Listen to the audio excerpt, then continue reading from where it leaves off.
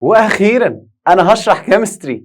النهارده هي اول حصه هاخدها انا وانت في الكيمستري بجد. عايزك تسند ظهرك كده وتفوق وتعمل كوبايه نسكافيه او اي حاجه انت بتشربها بتخليك مركز، عشان دي اهم حصه في تاريخ الكيمستري من اولها لاخرها. انا النهارده هفهمك كيمستري بجد.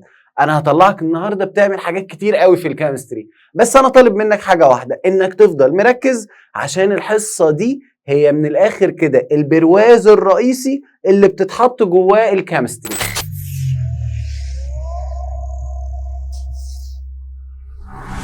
When the atom lose or gain electron changes directly into ion. فالايون اللي هتتكون لو انت عملت لوز هتكون بوزيتيف ايون، الايون اللي هتتكون لو انت عملت جين هتكون نيجاتيف ايون. خليني اكون متفق معاك ان الرقم اللي بيكون موجود عليا من فوق، لو انا كاتب ان A1 بوزيتيف او MG2 بوزيتيف او AL3 بوزيتيف، فهو ده عدد الالكترونز اللي انا عملت له لوز. انا كده خسرت 1 2 3. طيب انما مثلا لو مكتوب Cl1 نيجاتيف، او لو مكتوب S2 نيجاتيف، او لو مكتوب B3 نيجاتيف.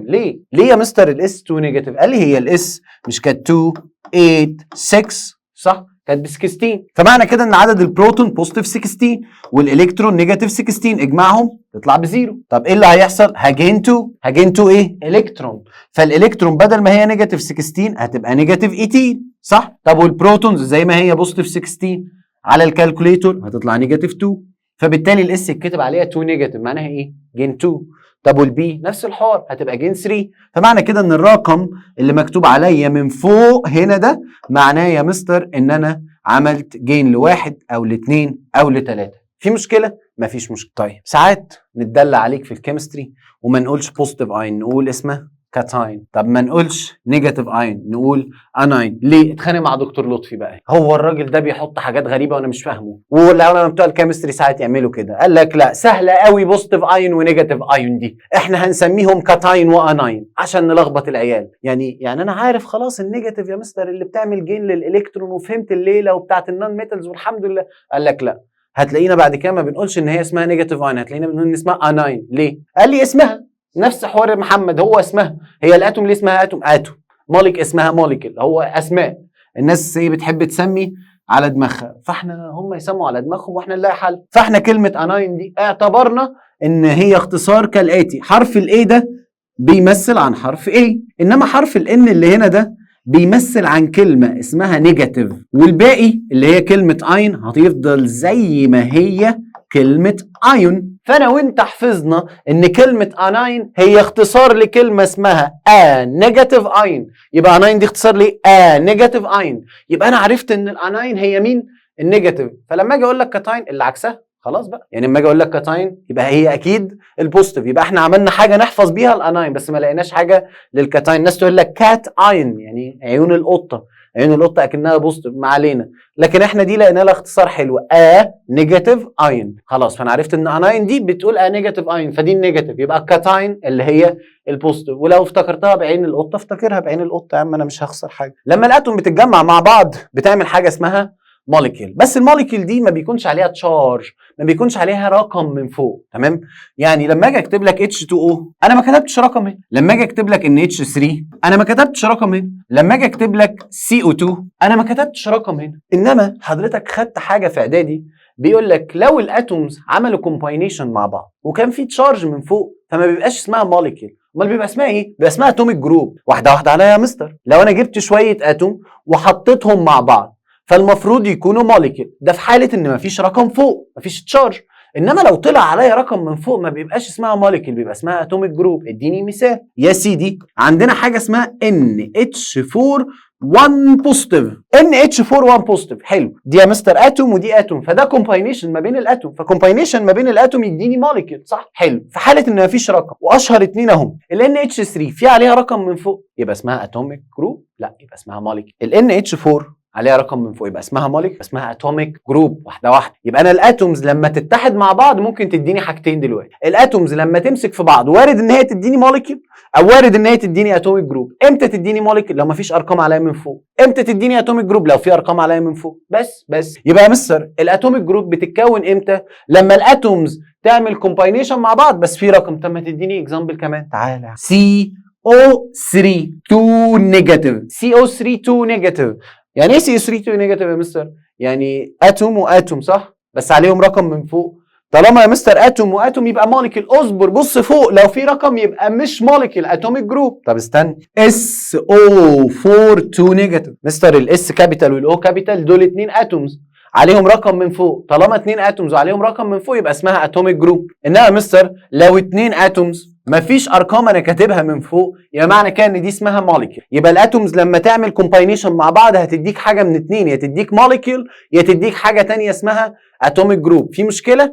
الاتوميك جروب بيكون عليها رقم من فوق اسمه فالنسي، اللي تشارج. تمام، احنا بنقول عليه فالنسي عشان هنفهم كمان 3 4 دقايق يعني ايه كلمه فالنسي دي. تشارج انا قلتها غلط، الرقم اللي فوق. انما بقى حبيب قلبي لو الايونز اتحدت مع بعض هتديك ايه؟ يعني انا دلوقتي اتكلمت على الاتوم، ما هو انا خلاص عرفت ان الكيمياء حاجتين صغيرين، يا اما اتوم يا اما ايون. طيب الاتومز لما تتحد مع بعض بتديني موليكيول او تديني اتوميك جروب عليها رقم من فوق. طب يا مستر لو انا معايا ايونز معيش اتوم، ما هي الاتومز اتحولت وبقت ايونز. نفترض انا معايا ايونز دلوقتي، لو الايونز اتحدت مع بعض يا مستر بتديني، بيقول لك تديك حاجه اسمها ايونيك كومباوند. تديك حاجه اسمها ايه؟ ionic compound. يبقى يا مستر when the ions combine together they form ionic compound. ايه الايونيك كومباوند ده؟ اي حاجه خلقها ربنا. تمام، ففي الفيزيكس بتتكون من جزئين دايما كده. يقول لك دايما البوزيتيف بيحب النيجاتيف، في بينهم اتراكشن فورس، واحنا كمان. يعني هي بتوع الفيزيكس احسن مننا؟ لا، احنا يا مستر الايونيك كومباوند ده مش الاينز دي واحده بوزيتيف واحده نيجاتيف صح؟ مش لازم واحده، يعني هو الاينز يا اما بوزيتيف اين يا اما نيجاتيف. فاحنا في الكيمياء نفس الحكايه.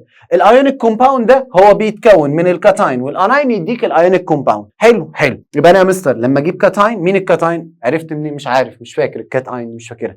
لكن اناين دي نيجاتيف اين، يبقى الاناين دي اللي هي النيجاتيف، تجيب لها واحده بوزيتيف، فبوزيتيف ونيجاتيف يدوك ايونيك كومباوند. حلو. يبقى لو اتومز مع بعض موليكيول. طب لو اتومز مع بعض وعليهم رقم اتوميك جروب. طب لو ايونز مع بعض ايونيك كومباوند. يبقى يا مستر لو انا عندي اتومز فهي وارد تديني حاجتين، يا اما تديني موليكيول يا اما تديني اتوميك جروب. الفرق ما بينهم ان دي بيكون عليها يا رقم بوزيتيف يا نيجاتيف، انما دي ما عليهاش رقم. انما يا مستر الايونز مع بعض ما بتديناش غير حاجه واحده بس، اللي هي ايونيك كومباوند، اللي هي يا سيدي ايونيك كومباوند. حلو. من شويه لو تفتكر الكلورين كان هيموت وركع على ركبه ورايح للصوديوم عشان كان عايز الالكترون. فاكر؟ مش قلت لك واتحايل عليه والنبي يا عم هات الالكترون، راح يتقدم للصوديومايه. ليه؟ اصل الصوديومايه معاها الالكترون، فالصوديومايه هي اللي في ايديها القرار. والله يا توافق يا ما توافقش. يعني يا توافق بالكلورين وترمي له الالكترون، يا اما ما توافقش. موضوع زي الجواز بالظبط. يعني يعني انت الكلورين دلوقتي عايز تتجوز الصوديوم، لو الصوديوم وافقت فانتوا هتتجوزوا، فهيكون ما بينكم حاجه اسمها بوند. يقول لك المتجوزين في ما بينهم رابط، في ما بينهم رابطه. الرابطه بالعربي بالانجلش بقى عندنا اسمها بوند. حلو قوي يا مستر. فانت دلوقتي الايونيك كومباوند ده بيكون زي الجواز بالظبط. الكلورين راكع على ركبه وعايز من الصوديومايه الالكترونيه بقى، والنبي عشان خاطري وبتاع، والصوديوم تعمل حكايه. وافقت الصوديوم ترمي له الالكترون، الراجل هيقوم جاي ناطط ماسك الصوديوم ومش سايبها خلاص. يقوم جاي ايه؟ خلاص انا عايز الالكترون. اول ما تقول له تمام يقوم جاي الكلورين ماسك خلاص في الصوديوم والدنيا انتهت. تمام حبيبي بقى، حبيبي انت راجل بتفهم فيزيكس. مستر ده بوزيتيف وده نيجاتيف، في ما بينهم اتراكشن فورس. يبقى مجرد ما الصوديوم ترمي الالكترون هي بقى بوزيتيف صح؟ استنى، الكلورين اهو هيقوم جاي ياخد الالكترون فبقى نيجاتيف. ما اللي بيلوز بيكون بوزيتيف واللي بيجين بيكون نيجاتيف. اوعى مستر، البوزيتيف والنيجاتيف اتراكشن فورس. خلاص ما هي وافقت، فيحصل موضوع بتاعنا اللي هو الايونيك كومباوند، اللي هو يكمبليت مي، انت بتكملني، انا البوزيتيف وانت النيجاتيف. وطبعا اشهر كومباوند عندنا في الكيمستري كلها صوديوم كلورايد. حبيبي انا كده حكيت لك على القصه بتاعته. تعالى بقى اروح انا وانت للكيمستري اللي عندنا. الجدول اللي موجود قدامك هنا وهنا ده حضرتك هتحفظ. تمام، بتبدا تقسمه. والله هحفظ النهارده النيجاتيف 1، بكره النيجاتيف 2، بكره النيجاتيف 3، بعد 1 بوزيتيف 2 بوزيتيف 3 لحد ما نوصل لاخر الاسبوع اللي جاي ان شاء الله. مع بدايه الاسبوع اللي جاي بتكون حفظته. طيب ايه اللي حصل عندي هنا يا مستر؟ دلوقتي انا هتكلم على البوزيتيف اين. مين البوزيتيف اين مستر؟ بوزيتيف اينز هم الميتالز. صح؟ بس الميتالز لما تعمل حاجه اسمها لوز، اول ما الميتال بتعمل لوز بتتحول للكومبوستيف اين. الكلمه دي مكتوبه غلط بس دي خطا مننا والله، اللي هي الكاتاين. طيب مين الكاتاين؟ الكاتاينز بتتقسم 1 بوزيتيف او 2 بوزيتيف او 3 بوزيتيف. ليه؟ 1 بوزيتيف يعني الناس دي بتخسر الكترون واحد زي الصوديوم اللي احنا درسناه. 2 بوزيتيف يعني بتخسر 2 الكترون زي المغنيسيوم اللي احنا درسناه. 3 بوزيتيف يعني بتخسر 3 زي الالومنيوم اللي احنا درسناه. حلو. في يا مستر الاخيره اللي هنا دي انا وانت بنحط جنبها ستار. ليه يا مستر بنحط جنبها ستار؟ عشان لو جيت تبص هتلاقي ان هم كلهم حرف كابيتال وحرف سمول، صح؟ يعني دي كانت اتومز وعملت لوس فبقت اين، انما دي ان اتش 4 حرفين كابيتال جنب بعض. مستر لما يكون في حرفين كابيتال جنب بعض انت قلت لنا يا مستر ان دي موليكيول، بس في حاله ان هي عليها رقم دي بتكون اتوميك جروب، صح؟ يبقى يا مستر انا ليه حطيت ستار عندها؟ عشان دي اتوميك جروب، دي الوحيده اللي مختلفه. طب ايه الفرق بين الاتوميك جروب والاين؟ مفيش فرق، هم زي بعض بالظبط، دي ب1 ودي ب1. تمام، بس الفرق هيبقى في حاجه بسيطه كمان شويه في الكتابه بس. طيب تعال بص معايا يا حبيبي، كل اللي عندهم ابيض دول، لا قبل ما اقول لك دول ايه استنى، يعني ايه نيجاتيف اين؟ يعني يا مستر جين، صح؟ مين يا مستر النيجاتيف اين؟ دول النون ميتال. بس النون ميتال لما بتعمل جين بتقوم جايه عامله ايه؟ نيجاتيف اين اللي هي اسمها اناين، دي مكتوبه صح. طيب يا اما تكون 1 نيجاتيف يا 2 نيجاتيف يا 3 نيجاتيف. يعني ايه 1 نيجاتيف؟ يعني جين 1، 2 نيجاتيف جين 2، 3 نيجاتيف يعني جين 3. حلو، زي اللي انا وانت درسناه الكلورين لما عمل جين ل1 الكترون فبقى Cl1 نيجاتيف، زي الاس لما عمل جين ل2 فبقى S2، زي احنا درسنا مين؟ البي مش مكتوبه بس مش مشكله، زي البي اللي هي بي 3 نيجاتيف لما عمل الجين ل3 الكترون. طيب خليك معايا بقى، من شويه قلت لك عند الامونيوم وحط لي ستار عشان دي اتوميك جروب. كل اللي لونهم ازرق هنا دول اتوميك جروب، يعني المفروض تحط ستارز على كل دول، فسهلتها لك وقمت جاي ملون لك الجدول اسهل يعني. فكل اللي عليهم الوان هنا دول اتوميك جروب. حتى بص معايا NO3 مستر، NO3 الN اتوم والاو اتوم، اتوم واتوم موليكيول، بس اصبر دي عليها 1 نيجاتيف، فطالما عليها 1 نيجاتيف يبقى اسمها اتوميك جروب. يبقى كل الناس اللي هنا دول اتوميك جروبس. عندنا شويه نهايات سافكس بنقول عليها النهايات في الكيمستري كده غريبه شويه، بس هي مش غريبه ولا حاجه. دايما بنلاقي ان الحاجات اغلبها بتنتهي ب3 حروف، يا اي دي اي يا اي تي اي يا اي تي اي. طب معناها ايه يا مستر؟ بيقول لك والله لو الحاجه بتنتهي بالاي دي اي في الكيمستري فده معناه عندنا ان الحاجه دي ما بيكونش فيها اكسجين، نو اوكسجين. انما لو الحاجه دي بتنتهي بالاي تي اي فدي معناها عندنا في الكيمستري ده المينيمم اماونت اوف اوكسجين. انما لو بتنتهي بالاي تي اي ده الماكسيمم اماونت اوف اوكسجين. يعني ايه؟ يعني انا عندي الاس بتمسك في الاكسجين، تمام؟ الاس اللي هي السلفر بيمسك في الاكسجين، فعنده 3 احتمالات، يا ما يكونش معاه اكسجين خالص زي الاكزامبل اللي انا وانت درسناه فبيكون اسمه سلفايد. فلو هو اسمه سلفايد فمعنى كده ان حضرتك بتتكلم يا مستر على الاس 2 نيجاتيف، يا اما ان هو وارد يكون اسمه سلفايد. سلفايد ده المينيمم اماونت اوف اوكسجين، فالسلفايد ده هو الاس او 3 2 نيجاتيف، يا اما يكون اسمه سلفيت، يا اما يكون اسمه ايه؟ سلفيت. فالسلفيت ده هو الماكسيمم اماونت اوف اوكسجين اللي هو اس او 4 2 نيجاتيف. فالاس وارد تمسك مع الاكسجين، ولما بتمسك مع الاكسجين بيكون في احتمالين، يا اس او 4 يا اس او 3، وارد ما يبقاش فيه اكسجين. يبقى ال3 احتمالات عندي هم. والله مثلا لو قلت النهايه اي دي اي يبقى دي الاس من غير اكسجين، انما لو قلت النهايه اللي هي اي تي اي فده المينيمم. طب ما انا عندي او ب3 واو ب4، مين اللي اقل؟ ال3 يبقى اس او 3. طب لو قلت اي تي اي يبقى ده الماكسيمم اللي هو سلفيت، يبقى معنى كده اللي هو الاس او 4 2 نيجاتيف. بلاش ما فهمتش، تعالى واحده ثانيه. انا هسيب بس ايه النهايات بتاعتنا اللي هم الاي تي اي والاي تي اي والليله دي. والله رحت كتبت لك نايترايد، لا استنى بقى، نايترايد، خد بقى التقيله، نايتريت. نايترايد معناها ان هي ما فيهاش، فنايترايد ده مستر اللي هو ان 3 نيجاتيف. طب نايترايت ده المينيمم، احنا عندنا الان مع الاو في احتمالين، يا ان او 2 يا ان او 3. مستر المينيمم ان او 2، يبقى معنى كده ان نايترايت اي تي اي ده المينيمم، يبقى دي ال NO2 1 نيجاتيف. نايتريت ده الماكسيمم، فما عنديش بقى اوبشن غير ال NO3 1 نيجاتيف.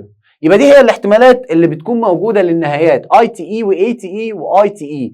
دول يا مستر معناهم نو اوكسجين مينيمم او ماكسيمم اوكسجين. طيب في كذا حد ما بيكونش موجود في الجدول بس هم مش كتير. طيب زي مين؟ زي الايرن مثلا. الايرن عشان عنده كذا احتمال فما بنحطوش. يعني مثلا الايرن ممكن يكون يا اما اف اي 2 بوزيتيف يا اف اي 3 بوزيتيف، فبسبب الاحتمالات اللي عند الايرن فاحنا ما بنكتبوش، مش هنروح نكتبه في الاثنين وفي الثلاثه. فبنعمل ايه؟ لو انا عايزك تتكلم على الايرن، انا بقول لك انا عايز اتكلم على مين فيهم. بمعنى لو انا عايز اتكلم على الايرن 2 باجي اعمل منشن باللاتين نمبر اللي هو الاي معناها 1، الدبل اي معناها 2، والتريبل اي معناها 3. يبقى دي 1 دي 2 ادي الارقام اللاتينيه اهي، ودي 3. الاي معناها 1، دبل اي 2، والتريبل اي معناها 3. فانا لو جيت قلت لك ايرن وفتحت براكت كده وكتبت جواه دبل اي، معنى ايه؟ معناه ان انا بتكلم على الايرن 2، يعني ايرن 2 بوزيتيف. طيب ماشي، لو عايز اتكلم على الايرن 3 اقوم جاي كاتب لك ايرن 3 اي، 3 اي دي معناها 3 بوزيتيف. طب بص الجاي، والله رحت كتبت لك كابر اي. يعني ايه كابر اي؟ اي واحده صح؟ كابر بيتكتب سي يو.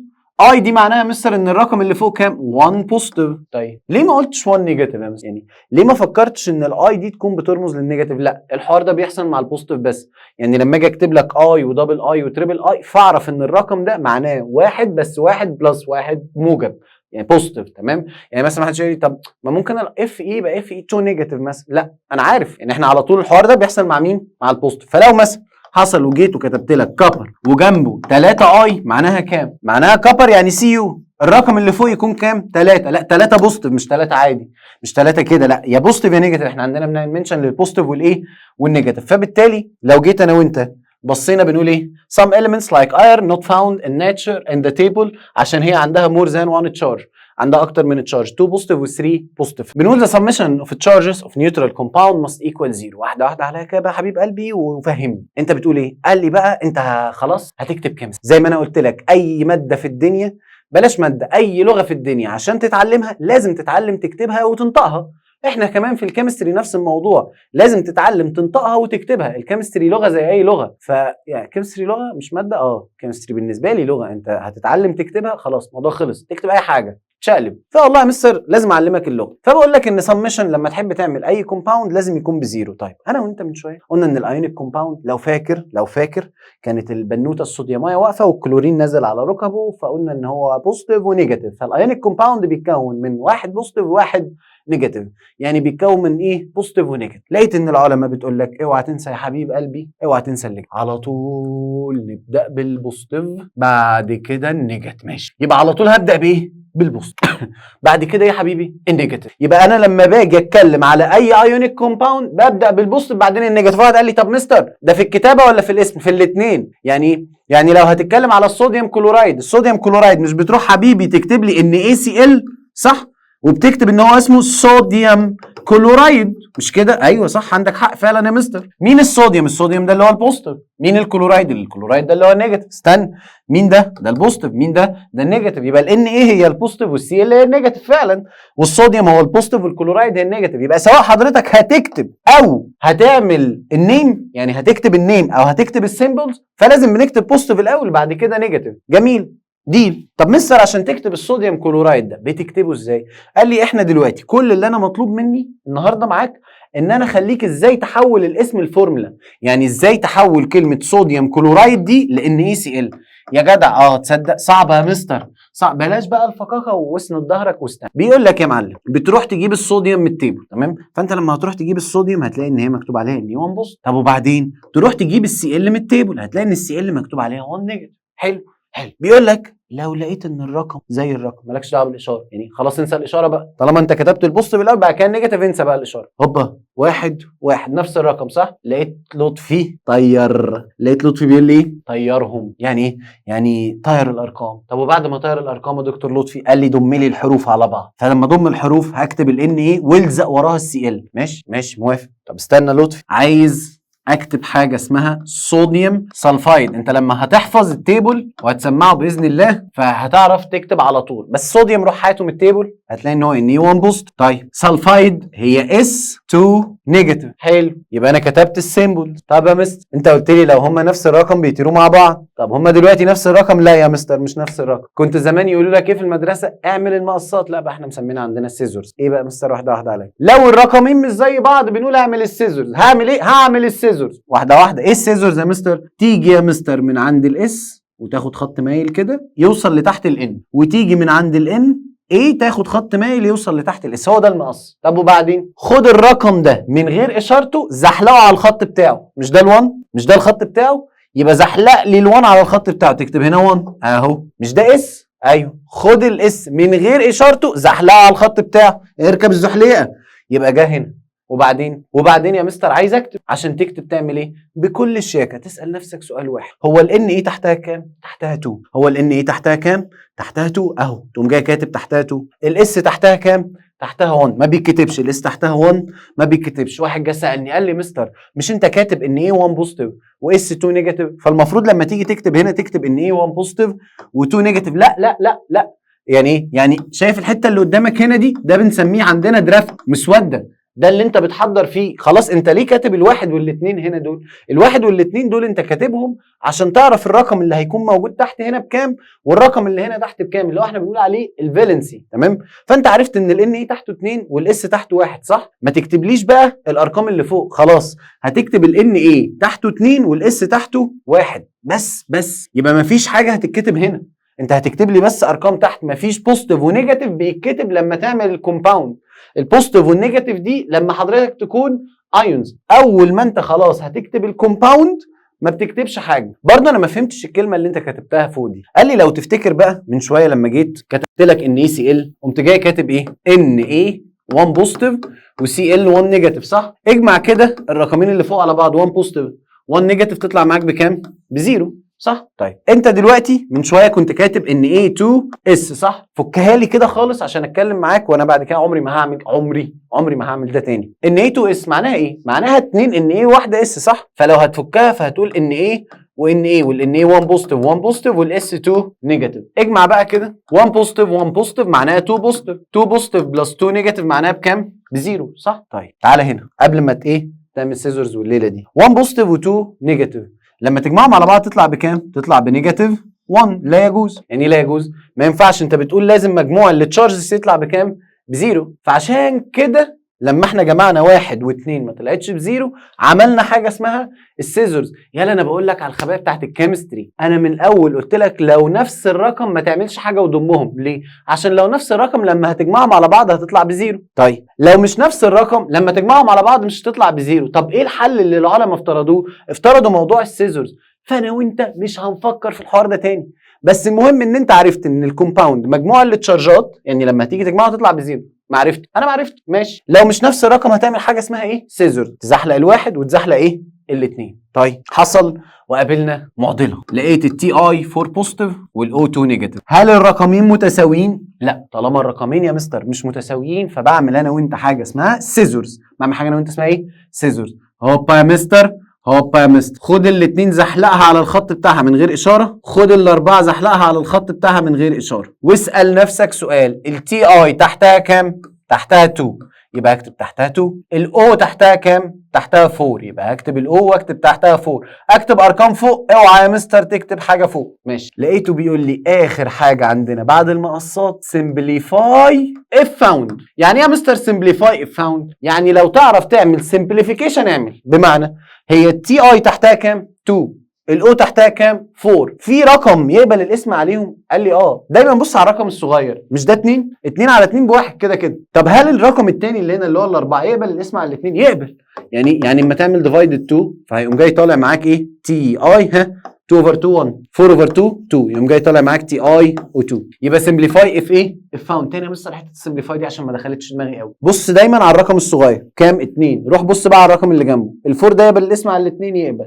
اعمل. طب مثلا ما عملتش كده ليه مع الان اي 2 اس؟ ما هو ان اي 2 اس الاس تحتها كام؟ 1 مش مكتوب، فالرقم الصغير 1 مش كده؟ طب الاثنين تقبل الاسم على الواحد؟ تقبل. 2 على 1 بكام؟ ب2. طب 1 على 1 بكام؟ ب1. فهتفضل ان اي 2 اس. طيب تعالى نجرب واحده كمان. تعالى مستر نجرب واحده كمان، بس بقى ايه؟ ندخل فكره جديده. لو جيت قلت لك انا عايز حضرتك تكتب ايرن 3 اوكسايد، عايزك تكتب ايه؟ ايرن 3 اوكسايد. ماشي مستر، كده كده الاسم البوزيتيف بيتكتب، فانا متاكد ان الايرن اللي هو الاف اي هو البوزيتيف صح؟ بس بوزيتيف كام يا مستر؟ مش موجود في التيبل. ما انا قايل لك يلا اهو 3 بوزيتيف. طب الاوكسايد هتجري تجيبها من التيبل هتلاقيها O2 نيجاتيف. تساويين حبيب قلبي؟ سيزرز يا مستر اهو، زحلق ال2 على الخط بتاعها من غير اشاره، زحلق ال3 من غير اشاره. الاف اي تحته كام؟ تحته 2. الاو تحته كام؟ تحته 3. بسال نفسك سؤال، الاف اي تحته 2 اكتب تحته 2.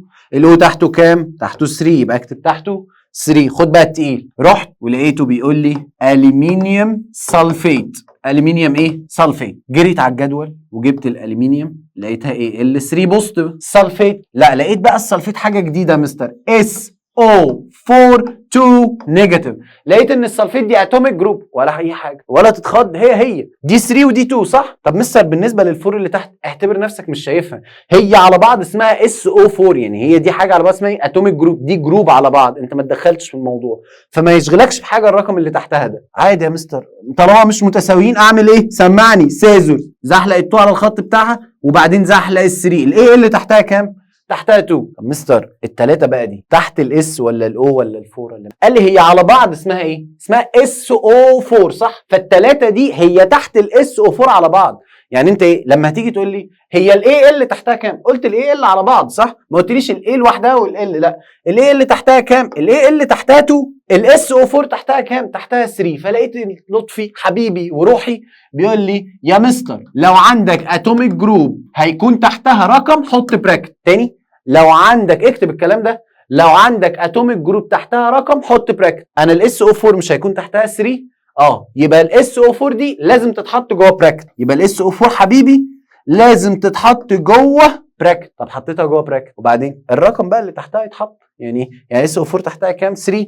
يبقى الرقم اللي تحتها كام؟ 3. حاجات المعقده اللي انت كنت بتشوفها في الكيمستري ومش فاهم، ما طلعتش معقده، طلع الموضوع طلع مقصات يا مستر، وناس بتركب زحليقه وبتتزحلق وفيه هزار بعد كده. يعني الموضوع طلع في اللالا لاند. فانا طالب بقى من سعادتك ان حضرتك ايه، طبعا لو ما معكش الملزمه توقف الفيديو دلوقتي وتبدا تحل، لو معاك الملزمه ابدا جرب في الملزمه. اتمنى ان انتوا تكونوا حليتوا صح يا ابطال باذن الله. خلينا نبدا كده مع بعض. طبعا لو عندك اتوميك جروب تحتها رقم زودها 4. لو عندك اتوم بس دي بالعربي تمام فخليها لوحدها سميها ستار. لو عندك اتوميك جروب تحتها رقم، والله لا اكتبها، لو عندك اتوميك جروب تحتها رقم حطها في براكت اكتبها. طيب تعالى نبدا. يلا كالسيوم كلورايد، رحت انت جبت الكالسيوم Ca2 بوزيتيف، كلورايد Cl1 نيجاتيف، مش متساويين، مضطر تعمل سيزورز. هتزحلق ال2 على الخط بتاعها من غير الاشاره وتزحلق ال1 على الخط بتاعها من غير الاشاره. الCa تحتها كام؟ تحتها 1 ما بيتكتبش يبقى تكتب Ca. الCl تحتها كام؟ تحتها 2 يبقى تقوم جاي كاتب الCl لازقه فيها وتحتها 2 من غير ارقام فوق. يبقى لما باجي اكتب او اعمل الفينش بتاعي بكتبه بالطريقه دي، ما بكتبش ارقام فوق. تعالى على اللي بعده، باريوم فوسفيت. مستر باريوم هي Ba2 بوزيتيف، انما الفوسفيت هي BO4 3 نيجاتيف. طيب 2 و3 اقوم جاي انا وانت عاملين ايه؟ السيزور. ليه يا مستر؟ مش متساويين يا حبيب قلبي. هتزحلق ال3 من غير اشارتها وتزحلق ال2 حبيبي من غير اشارتها، وتسال نفسك السؤال المشهور الBA تحتها كام؟ تحتها 3. تكتبش حاجه فوق يبقى تقوم جاي كاتب BA وتحتها 3. طب الBO4 تحتها ارقام طب الBO4 دي يا مستر حاجتين، حرفين كابيتال، اتوميك جروب. طالما اتوميك جروب تحتها رقم حط براكت. يبقى اقوم جاي فاتح براكت وحاطط جواه BO4 واقوم جاي مديله تحت ايه؟ ال2. ماشي. بعده بوتاسيوم اوكسايد، رحت انت جبت حبيبي بوتاسيوم 1 بوزيتيف، الاوكسايد هو O2 نيجاتيف. مش متساويين يا مستر؟ اكيد مش متساويين. هزحلق ال2 واديها زحلقه لل1. الكي تحتها 2 يبقى الكي تحتها 2، الاو تحتها 1 يبقى الاو تحتها 1. مستر انت عملت غلطه كبيره دلوقتي في تاريخ. كتبت صح جدع، ما تكتبش ال1 اوعى. امونيوم سلفيت، امونيوم NH4 بس اوعى تنسى ان هي 1 بوزيتيف، انما السلفيت حبيبي SO4 2 نيجاتيف. متساويين؟ لا سيزورز. هنا ال2 اهي وهنا الايه؟ ال1. NH4 تحتها كام حبيبي؟ 1. لا مستر تحتها 2. محتاجه دي؟ مش محتاجه. طب مستر طالما هي تحتها 2 مش دي اتوميك جروب؟ اتوميك جروب يبقى لازم تتحط في ايه؟ تتحط في براكت بقى. تعبت خلي بالك انا اهو فرهطت منك. طب الSO4 تحتها كام؟ 1 ما بيتكتبش اهو SO4. طب تعال بص بقى، ايرن جريت انت على التيبل ما لقيتوش، ما انا قايل لك يلا هنا جنبه كام؟ ايرن 3. يبقى الاف اللي عندك اهو 3 بوزيتيف. طب السلفيت سهله دي موجوده بقى في الجدول دي SO4 2 نيجاتيف. مستر مش متساويين سيزورز. زحلق ال2 اوعى بقى الزحليه اللي جايه، زحلق ال3. الاف اي تحتها كام يا مستر؟ 2 يبقى اكتب الاف اي تحتها 2. طب الSO4 تحتها كام؟ تحتها 3. يا مستر الSO4 طالما تحتها 3 بس دي اتوميك جروب تتحط جوه براكت. يا دي المشكله. عارف في ايه؟ انت مستصعب الكيمستري ليه؟ هم قالوا لي ان هي صعبه. بص مستثقل، انا مش فاهم السيزورز، مش فاهم السيزورز دي، انا ما بخترعش. يعني ايه؟ يعني انت بس لا انا مش فاهم، مش فاهمها يا مستر. يا ابني احنا لو بنتكلم في اي حاجه في الدنيا بقول لك حط لي الريموت ده على الكالكوليتور دي بالشكل ده، حاضر هتحطهم. ليه؟ مش كيمياء، دي مش كيمياء، فانا سهل ان انا احطهم. القلم والله يا مستر على البريزنتر، حطهم لي كده واعمل لي بيهم مقص. اوكي ماشي اعملهم مش مشكله. نفس الموضوع يعني اهو ايرن 3 رقم 3 سلفيت 2 صح، 3 و2 طالما دي 3 ودي 2 مش نفس الرقم، طالما مش نفس الرقم دي مش كيمياء تمام. طالما مش نفس الرقم اعمل سيزورز. بنقول ايه بعدها؟ زحلق الرقم من غير اشارته، يعني خد الاثنين ده زحلقه على الخط بتاعه من غير اشارته، خد الثلاثه زحلقه على الخط بتاعه من غير اشارته. فين بقى الكيمياء؟ فين؟ اوعى بس الكيمياء تبوظ مننا. فين؟ لا ده اللي بعده اهو. طب مستر انا حته الاتوميك جروب حطها جوه براكت دي مش حاببها مش فاهمها. يا عم هو رول ثابت. يعني ايه رول ثابت؟ ليه يا مستر ليه بتحطها جوه براكت؟ عشان مثلا اني خصمتك يو، لو انت عندك براكت جوه البراكت ده مثلا اكس، بلاش اكس انتوا ما بتحبوش برضو اكس وواي في الماس، مش عارف عندكم عقد 5 تايمز 2 تمام. لو ال5 وال2 دول موجودين عندك تمام تايمز بعض 5 تايمز 2 تمام، او بلاش خليها بلس تفهمها مني اكتر 5 بلس 2. وانا عايز اقول لك ان ال5 بلس 2 دي مضروبه في 3. طب مستر ال5 اللي مضروبه في 3 ولا ال2 اللي مضروبه في 3؟ لا الاثنين، يعني الاثنين مضروبين في 3. بتعمل ايه في الماس ساعتها؟ بتقوم جاي حاطط براكت وتقوم جاي حاطط الثلاثه بره البراكت. معناها ايه؟ معناها ان الثلاثه دي مضروبه في الخمسه والثلاثه دي مضروبه في الاثنين صح؟ نفس الحوار في الكيمياء. يعني احنا طالما هنحط عند الاتوميك جروب رقم، يعني انت هتحط تحت الاتوميك جروب كام؟ 3 تمام. فالثلاثه دي هي معموله تايمز في الاس وفي الاو، فعشان كده بنحط براكت. يعني براكت ده انا بحطه عشان هي للاس وللاو، مش للاس لوحدها ومش للاو لوحدها. طب ما عملتش كده مع الاف اي ليه؟ يعني ليه ما حطيتش الاف اي جوه براكت؟ عشان هي حاجه واحده. دي الخمسه مثلا، فالخمسه لو قلت 5 في 2 5 في 2 عادي مش مشكله. لكن دي 5 و3 يعني ده 5 رقمين، فرقمين عشان يتضربوا في رقم ثالث يبقى الرقمين لازم يتحط جوه براكت عشان تقول والله دي الثلاثه دي مضروبه في الاس ومضروبه في الاو. لكن لو حطيتها من غير براكت الناس تفتكر ان هي الاخر واحده. يعني الناس دايما تفتكر لو من غير براكت يبقى هي اكنها مضروبه في الاو. شرحت لك الموضوع، انا مش عايز اشرحه لك، يعني مش عايز اشرحه لك دلوقتي. يعني خلاص طالما في اتوميك جروب تحتها رقم هتحط جوه براكت. يعني انا كده كل حاجه هفهمها لك. مفيش حاجه اسمها اللي هي جت كده، لا مش موجوده دي. مفيش حاجه اللي هو لا بقول لك ايه احفظها زي ما عندناش تمام. بس احنا بنمشي ستيب باي ستيب. امشي معايا اللي هو خليها لو في اتوميك جروب تحتها رقم هحطها في جوه براكت. حاضر يعني الحصه الجايه هقول لك ان الرقم ده انا حطيته هنا عشان انا هضربها جوه. ادينا فرصه. يبقى سلم دماغك بس وامشي على الخطوات اللي احنا بنحطها. مش قلت لك من شويه انت طلعت السلمه الاولى؟ انت بعد ما اكتب الالم مش عمال اخرها عشان اقول لك طلعت السلمه الثانيه واخلص الحصه. احبها الحصه اول حصه كيمستري دي ما بعوزش اقفلها. امونيوم كربونات الومنيوم Al3 بوست كربونات CO3 2 نيجاتيف. نفس الفكره والله يا مستر. مش لا بص ما تتعاملش معايا انت بتتكلمش عشان بزعل. دي 3 ودي 2 متساويين؟ لا. لو مش متساويين هعمل ايه؟ تعمل سيزورز اهو. زحلق ال2 على الخط بتاعها، زحلق ال3 على الخط بتاعها يا مستر. يبقى هو جاي مزحلق ال3 على الخط بتاعها من غير اشاره وال2 من غير اشاره. مستر اسال نفسك سؤال، هي الاي اللي تحتها كام؟ الاي اللي تحتها 2 يبقى هكتب تحت الاي ال 2. السي او 3 تحتها كام؟ 3. طب السي والاو مش دي اتوميك جروب؟ تحتها رقم يبقى تتحط فين؟ في براكت يا مستر. يبقى قوم جاي حاطط السي او 3 جوه براكت واحط تحت البراكت كام؟ 2 يا مستر. عشان خاطري اوعى تكتب دي ودي، يبقى اوعى تكتب الفالنسي او التشارج الرقم اللي موجود عليك فوق وانت بتكتب الشكل النهائي. يبقى الشكل النهائي بيتكتب من غير ارقام فوق. يبقى اخر حاجه في الكيمستري لازم الارقام كلها تكون تحت، لا فيها بوزيتيف ولا نيجاتيف. ما بنكتبش حاجه فوق، بنكتب كل حاجه فين؟ تحت. انا عامل حاجه غلط. السي او 3 تحتها 3 مش تحتها 2. طب مستر بما اني كتبتها هقولها لك استخسرها فيه. مثلا لو احنا عندنا مثلا يا سيدي مغنيسيوم اوكسايد، فهتروح تجيب المغنيسيوم Mg2 بوزيتيف الاوكسايد O2 نيجاتيف. مستر متساويين هيطيروا مع بعض صح؟ فهتقوم جاي كاتبها MgO. عارف بما يرضي الله ما بيعملش كده. يعني احنا بما يرضي الله ما بنعملش كده. احنا بما يرضي الله بنعمل سيزور. يعني السيزورز موجوده على طول حتى لو هي الارقام متساويه.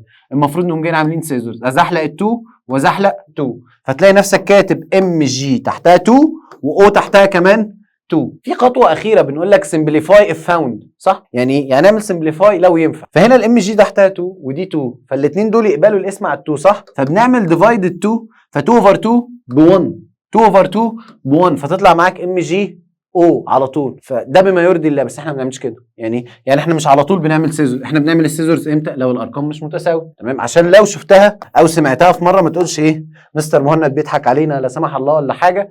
لا، انا بديك فعلا اللي يفيدك، اللي هو وانا بحل، او اي حد هو بيحل في الدنيا والله هو بيعمل كده على طول. طالما الارقام متشابهه بتطير مع بعض، ليه؟ عشان في النهايه هي هتطير مع بعض.